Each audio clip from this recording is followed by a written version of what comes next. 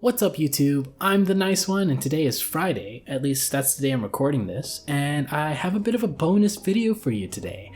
This time we are making a sci-fi character night to celebrate the release of Cyberpunk, CD Projekt Red's newest video game that came out a few days ago. Personally, I've been super hyped about that, and so I was kind of inspired to kind of create a character that I have imagined to be in that world. And yeah, I just wanted to kind of make my own character to kind of celebrate and frankly just kind of hop on the hype train of how excited everyone is about the game. I can't wait to get into it.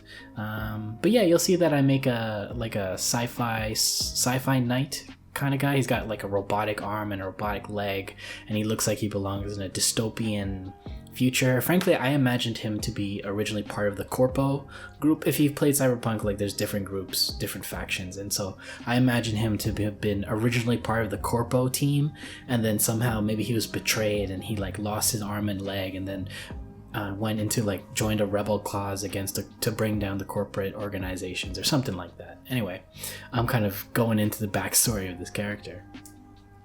But yeah, so it's a sped up time-lapse video so that to save you guys some time, but I do talk over what's happening throughout the entire video, so you can pretty much follow along and just kind of follow any tips I might drop.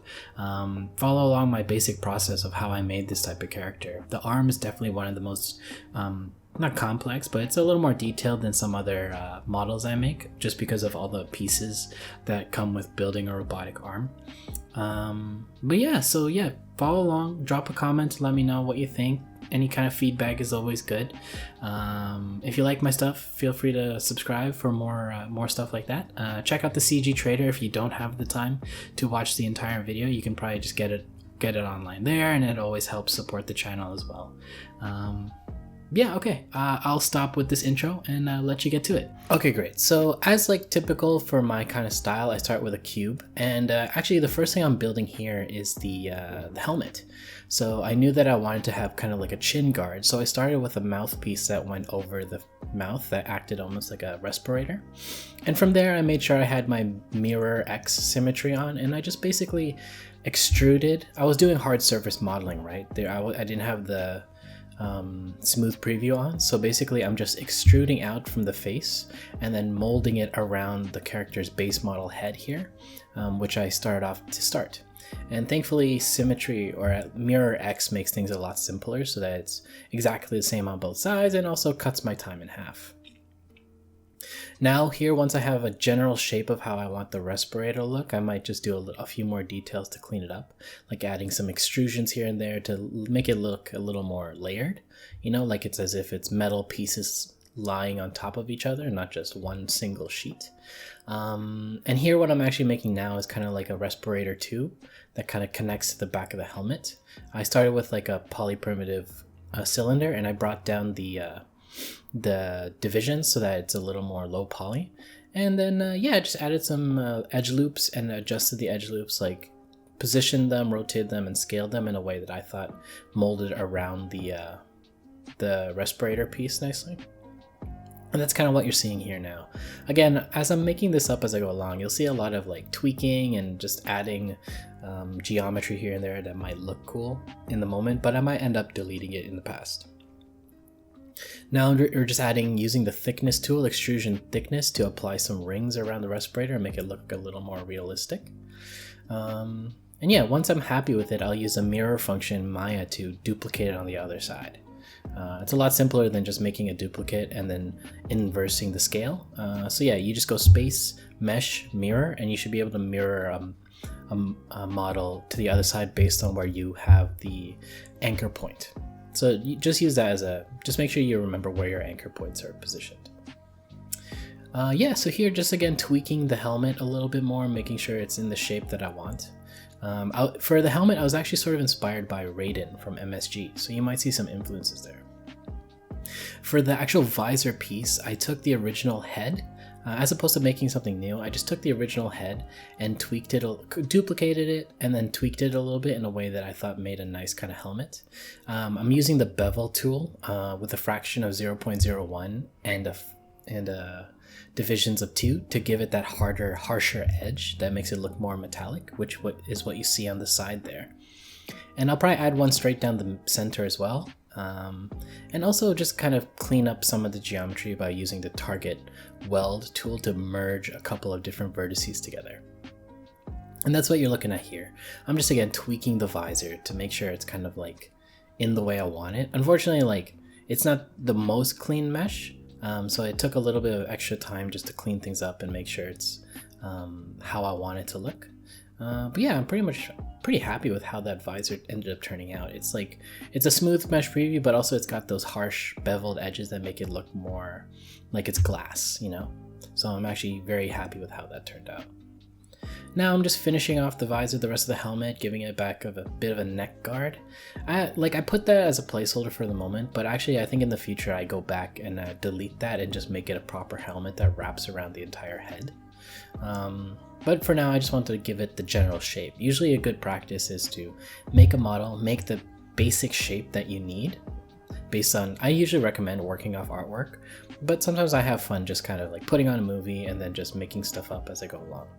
But when you're working from artwork, you just basically make a rough shape of what you want, and then you add detail later. It's very iterative, kind of like how you might approach like web design or something, or like app design. It's start with a basic and then go from there. Don't try and get it perfect on the first try.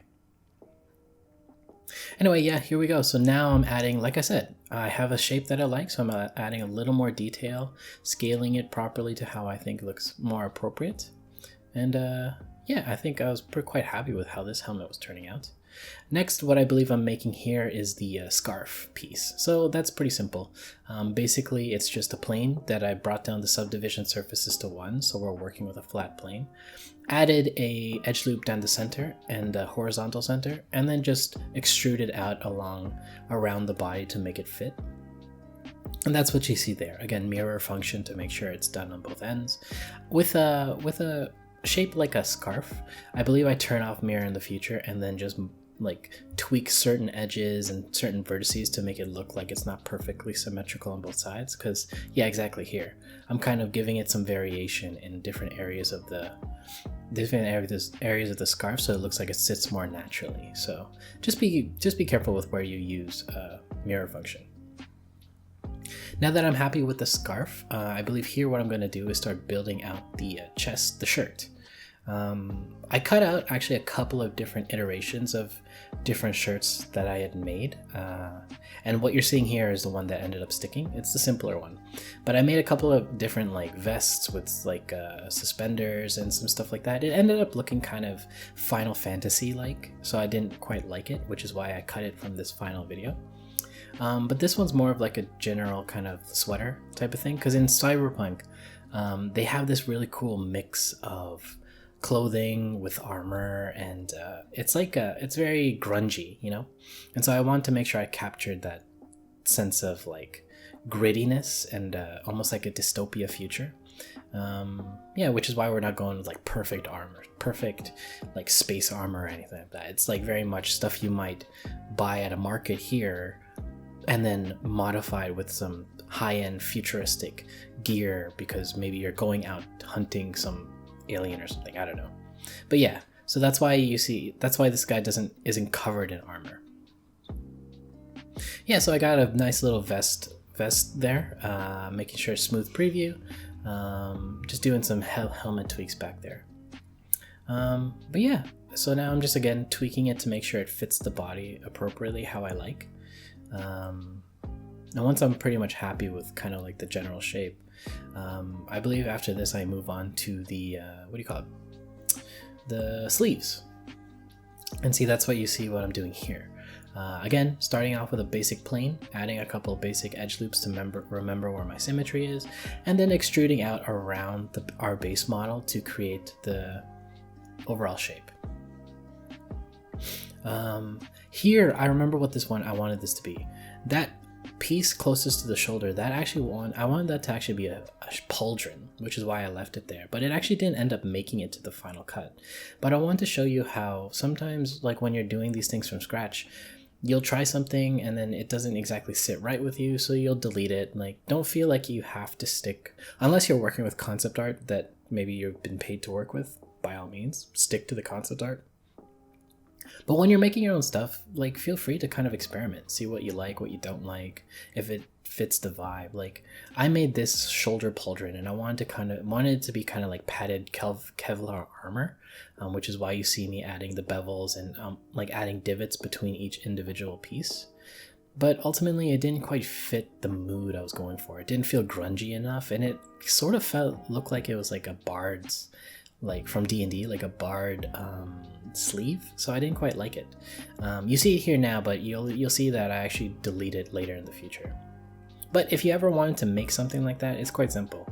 Like, you take a plane, you mold it around the shoulder, and then you add a couple of edge loops evenly across the entire plane, and then you select the edge loops that you want to create divots in, and then use the bevel feature to split it up into 2 different edge loops.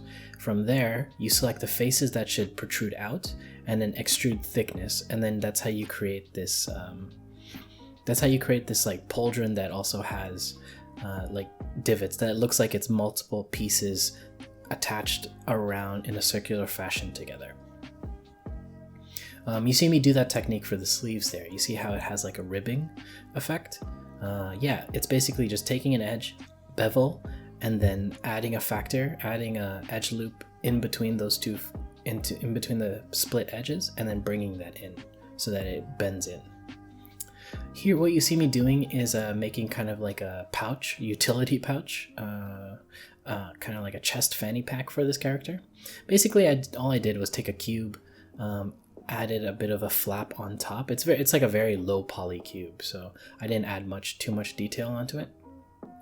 But basically, I took a cube, duplicated it around the body in a way that looks like a proper pouch or vest, and then added a plane behind it so that it looks like it's all linked together by a single piece. And that's what you see me doing here right now. I believe in the future what I end up doing is adding more variety to the pouches, so it's not just like the exact same pouch over and over again. It's nice to add some details like that. In this case, I was working on a bit of a deadline, so I wanted to just kind of get something out and get it done in the way that I liked. And sometimes a lot of the variation actually comes out through the texture painting. So don't forget that when you do that, texture painting can add a lot of variety to models that might look like, when you're looking in Maya, they look the same, but texture painting helps remove them. Here you go. This is where I'm making a bit of like a large, oversized belt pouch thing. Again, it gets deleted in the future, and that's a segment there. I cut from making the pouch to here. This is what I was referring to earlier with the Final Fantasy character. I didn't quite like it, so I deleted it. But at this point now, what you see me doing is I'm actually making the mechanical robotic arm. So I'm actually starting with the shoulder piece. So I knew when I was making this robotic arm, I needed to kind of treat each part of the arm as its own piece, because when you do like industrial modeling, everything has to fit together nicely, right? And so I tackled each muscle of an arm individually. So here what you see me working with is the actual upper shoulder, the 3 pieces of the upper shoulder into one. Yeah, so I'm just building that out right now, just kind of getting in a shape I want. I remember when I first made it, I wasn't quite happy with it, which is why you see me tweaking it and trying to get it to a point that I like. But yeah, basically that's the general shape. You see how you have the front shoulder, the back shoulder, and the mid shoulder muscle in that overall shape. Yeah, even if you're making a mechanical arm, it should still follow. Some say it should still follow basic human geometry or human shapes. Here, what you see me doing is I duplicated the arm, the actual like natural arm, and I was using that as a reference because what I decided to do now was actually build the bicep piece. So I took a basic cube and added a couple of edge loops, and I'm very carefully kind of tweaking it in the shape of what I expect a bicep to be. And also bicep and tricep, to be honest with you, which is why the back part of the arm towards the character is actually protruded out a bit more. And here you see me creating the crook of the elbow. And that's pretty much what you'll see me go through as I kind of do this whole modeling process. I'm making a brand new arm. I'm not using the one I used before because I needed to make this as like a hard surface model because it's a robotic arm. It's not smooth like a typical organic shape. And yeah, that's what you see me doing here. I'm just adding some tweaking some of the faces, changing some of the orientation so that it's in the shape of an actual human arm, but hard surface modeled so that it fits that metal robot arm, like Winter Soldier type of feel or Cable type of feel. Yeah, and then again we're making our nice our signature mitten hands. Maybe I'll do a tutorial for you guys on how to do an actual hands with fingers and rig it, because that can be a bit of a beast to do. And it's extruding out the thumb. And once I'm happy with this robotic arm, I'm going to use this as the foundation to build the metal pieces around it. So that's what you see me doing now. I took a plane, again, taking a flat plane and just molding the tricep piece around the base arm in such a way that, yeah, it looks how I want it to be. And so there I duplicated it, and now I'm just gonna bridge it together using the bridge tool. And now we got like almost like a piece of plate armor for our tricep. Yeah, and I thought it ended up looking cool. And here, what you'll see me doing in this, making this robot arm, because this is probably the most detailed piece of the whole model next to the helmet, is I'll reuse certain faces that have a similar geometry that I need. Like for example, to finish off the tricep there, I took a piece of the upper tricep, duplicated it, and then just made it its own plane, and then added it to the original plate armor so that it looks like the two pieces still fit together, because technically they're from the same piece. And that's how you get that industrial feeling of like things locking in perfectly. If you ever watch Iron Man 1, that's always an amazing example of like industrial design in a creative way. Like every piece fits perfectly and moves in unique to each other, and somehow manages to like still feel like it's a piece of metal clinging together. Pacific Rim is also a good example of that. Here I'm just making the forearm. Again, I'm going to be doing a lot of just like tweaking and just kind of problem solving to figure out what I like in terms of how I want this forearm piece to go. I knew that the forearm is basically built of, it's multiple cords of muscle going down, but there's one big one closest to the crook of your elbow.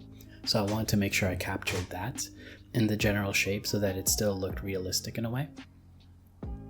Like again, it's like the same message, right? Like make sure you capture a good starting shape and then add detail after that. Don't try and get things perfect immediately, or else you might end up wasting your time doing something, and then when you look at it in the grand scheme of things, it doesn't fit or it looks weird. Yeah, there you go. So I'm just kind of duplicating and then finishing up that upper forearm piece. Yeah, I was quite happy with how that was turning out. I like that it ended up looking kind of like a Gundam arm, you know what I mean, like Wing Zero or something, or Strike Freedom. Like I liked how the pieces came together that way. And now that I think about it, it's possible that Bandai might approach modeling a similar way, because a lot of Gundams obviously are humanoid in shape, and so they need to follow a similar muscle structure in terms of its base. And here I'm just finishing up the forearm with the back plate. The reason I didn't add too much detail in the base plate is because I knew in the texture painting stage I was going to paint in kind of like cords of wire and stuff like that in the arm so that it looked like it was metal plates on top of like circuitry. And here we're building the bicep, and you should know that the bicep is made up of a couple of different muscles. It's not just one muscle, it's multiple different muscles put together, which is why I'm using the plates to kind of reflect that and give it that kind of feel. You'll also notice that I'm not putting plates in areas that I know are going to bend, are common for a character to bend. Like for example, the crook of the elbow, I'm leaving it as the base model because I know that that is often an area that deforms when you rig it, and so having plates there might end up having geometry that intersects unnaturally, so you have to be a little bit careful about that. And yeah, here we go. So I'm just continuing to clean up that back arm plate piece. I remember at this point I was quite happy with how it's coming together, but I was worried about how I was going to bring the shoulder into it all.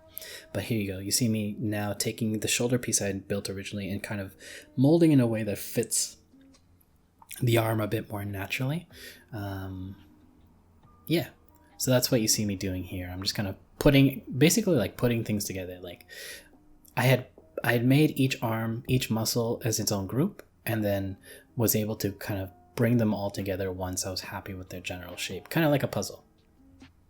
And yeah, that's what you see here. I'm just at this point adding details to make it look a little more flashy in terms of the actual model, like the shoulder, like adding, for example, those protruding pieces right there. That stuff is just detail. That actually isn't reflective of any kind of muscle in your shoulder. And if it is, you should probably go see a doctor. Now I'm adding the kind of like the hydraulics tubes to kind of continue that motif throughout the entire character. It's nice to kind of have themes in a character. So for example, earlier you saw me build that hydraulic tube in the helmet, and it acted as like a airway passage. Here I'm using it as kind of like a fuel cylinders for the arm to give it a little more detail and variety in the plate armor. It's not just like hard surface modeled plates of metal. It's like wiring and hydraulics. There's hydraulics to it too. And yeah, that's what you see me doing here. Just kind of, again, fixing the base model so that it's ready to take in the new metallic arm, like a weird surgery thing. Adding a few more hydraulic tubes to clean it up a bit more.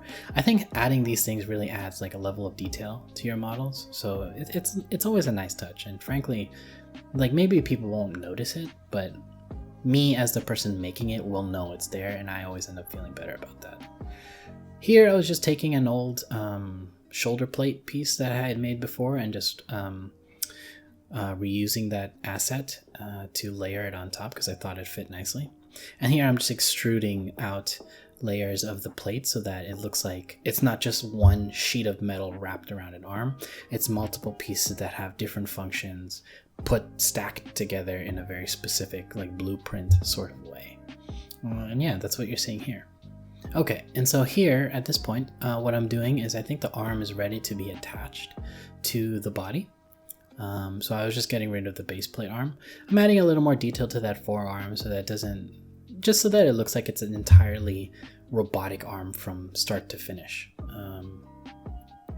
Not like it's just the bicep, shoulder, and pieces like that. Yeah, and just adding more details again. Kind of, this is the stage where you like your basic shape, but this is the stage where you start adding details to kind of really bring it to life and give it that kind of polish and quality. Making sure everything fits together and isn't just like randomly floating there is a nice touch as well, which is why I add that kind of strap to make sure it sticks to the original arm piece. What I imagined how this arm, like if it was real in real life, how it would work is that these metal pieces act as the mechanical like outer shell of the arm, and underneath is like the wiring, the hydraulics, stuff like that. The actual pieces, like the skeletal that makes it move. Here I knew that the shoulder typically your shoulder is able to rotate at almost a 360 degree turn, which is why I made this kind of ball socket. That's how I finished off the shoulder. And so when I attached it to the arm, it would actually look a little more realistic in how it would connect, how like a robotic arm would connect to a body. You know what I mean? Like there would be an accepting section in your arm, in your body, and then the arm would have the opposite connecting section. Here I'm just again tweaking some of the this is like I spoke to earlier. This is where I delete some aspects of the helmet that I wasn't liking but knew I should maybe stew on it a little bit more before kind of going down the rabbit hole trying to make it perfect immediately. So yeah, you just see me kind of going around fixing up how the visor helmet works. Maybe streamlining it a little bit and fixing up some of the hard surface geometry. Here again, I'm adding a little more detail to the visor because I felt that it almost looked like, without texture painting, it kind of looked like it was just Bane-ish, you know what I mean? Like it kind of looked like Bane, right? Where he was just like a bald guy with like a respirator. But I think when you texture paint it, that's what ends up making it look a lot more like a glass visor piece. And here you go. Now you see me kind of connecting the arm socket to where it belongs on the actual body, and making sure that it connects properly and everything's scaled appropriately. That's why I was good to have the arm as a reference point beside the mechanical arm. That way you could tell like if the hand is a little too small, and stuff like that. And here's what I'm talking about in terms of in terms of making kind of like ribs in your clothing pieces. This is the technique. Basically, you pick an edge, you bevel it into two different edges, and then you add a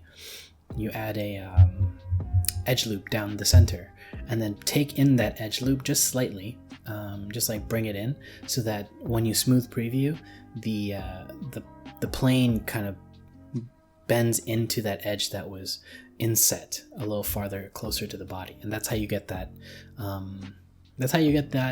ribbing kind of effect. I won't lie, funny story, the only reason this guy ended up having like a ribbed like scarf like turtleneck thing is because when I made this model I was wearing a ribbed ribbed turtleneck, and so yeah, maybe I'm projecting a little bit that this guy's me in a cyberpunk world. Yeah, I'm just continuing adding the ribbing. That's how I like to make characters, and that's how I like to cosplay, to be honest with you. Like, it's like, I don't like to be Jon Snow. I'd rather be myself in that universe, like as Lord Commander, not necessarily Jon. But yeah, just weird tangent. Here's what I talked about earlier, where I'm adding a little more variety to the utility belt. I'm going to be replacing some pouches with these cylinder, like power cylinder, fuel cylinder, container things, just to give it a little more variety. Like maybe it's grenades or something, like smoke grenades or something. Like, yeah, just add some variety, you know? I think it always helps to, just so that, because people can tell when things are like exactly the same, right? So adding that kind of adds a bit of detail that I think people appreciate. To be honest with you, I probably could have done a lot better job with the actual pouches. Smooth previewed, like you can take that basic shape and then smooth preview it so that it's a little softer, and then bevel the edges so that at least the flap edges are sharper and look like it's actually overlaying on top of the original shape. And yeah, there you go. So now I'm happy with the pouch. Here I just copied in some old pants that I had, as opposed to remaking it. If you want to do it, all you have to do is take a plane, make kind of wrap it around the waist or wrap it around the groin area, connect it to the bottom beneath the groin, kind of like beneath the groin, so that you make like a diaper, and then extrude out the two holes where your legs are and extrude it down to make the legs, making sure that you have symmetry. That's pretty simple how you make the pants like that. Anyway, here what you see me doing is making the robotic leg armor. Instead of making a brand new plate armor, I actually ended up taking a piece of the bicep, or was it might have been the tricep area. I took a plate from that metallic arm and scaled that to the leg, and it ended up fitting quite nicely with how the leg was formed. And so as opposed to like remaking multiple things, I just kind of used the same assets in that way to cut my time in half, basically, so that I didn't have to remake a brand new model for the legs. If you have time, I might recommend doing that, just because it's like a little more detailed and you can kind of tailor it to how a leg works. But the way I had made the arm, it actually worked quite nicely, because the forearm actually is in a way similar to how a calf works, right? Like you got the major muscle in the back, and the muscles towards the front. And so the forearm I had made for the mechanical robot arm ended up working quite well for the leg as well. So I was happy. I got quite lucky with that. So, and I thought it worked quite nicely. So there you go. Got a bit of a robot leg. I'll actually switch it over to the opposite side in just a minute here. I thought about making both his legs robotic, but it didn't quite work. Oh yeah, and there you go. Adding more of that hydraulic cylinders to continue that motif, so that it's thematic throughout the entire character. From even if it's part of a leg you might not see, it's just a good detail to have. Like, it's always good to have themes to your character so that you kind of know, so that everything looks like they belong together. You know what I mean? It's not just a bunch of random pieces coming together. Yeah. And that's where like having concept art really comes in handy. Again, this is me just kind of making it up as I go along. So maybe don't follow exactly what I'm doing. Maybe draw out your character first so that you have an idea and then work from there. Yeah, that's me just kind of fixing up some of the pants, giving a bit of a crease down the center. I imagine this guy is a bit of a corpo.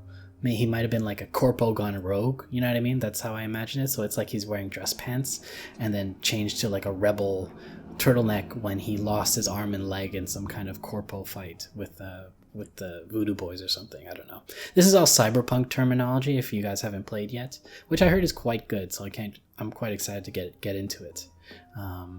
CD Projekt Red has always been a great company, and frankly, I love Cyberpunk art style, which is what really inspired me to kind of make my own character. Here you go. I'm just making kind of like a gun holster here to kind of even out both sides, to get, give it a little more detail, make him look like he belongs in this dystopia, rebel fighter cause type of thing, mysterious robot warrior type character.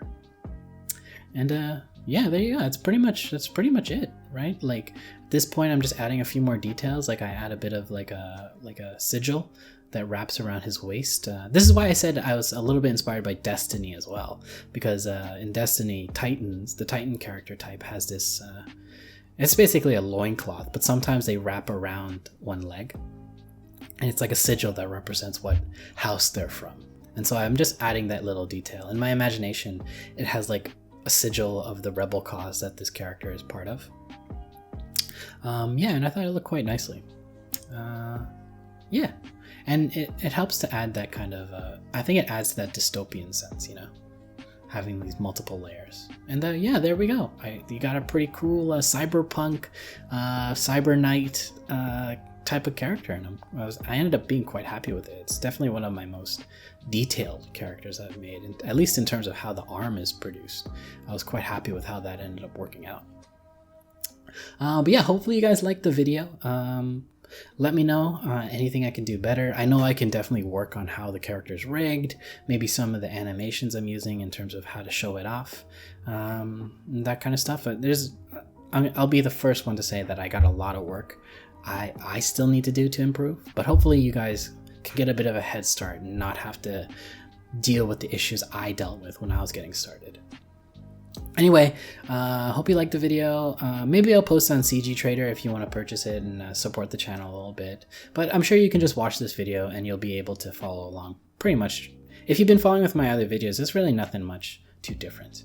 But yeah, hope you liked the video. I'll talk to you guys soon. Have a great holiday, okay? Take care.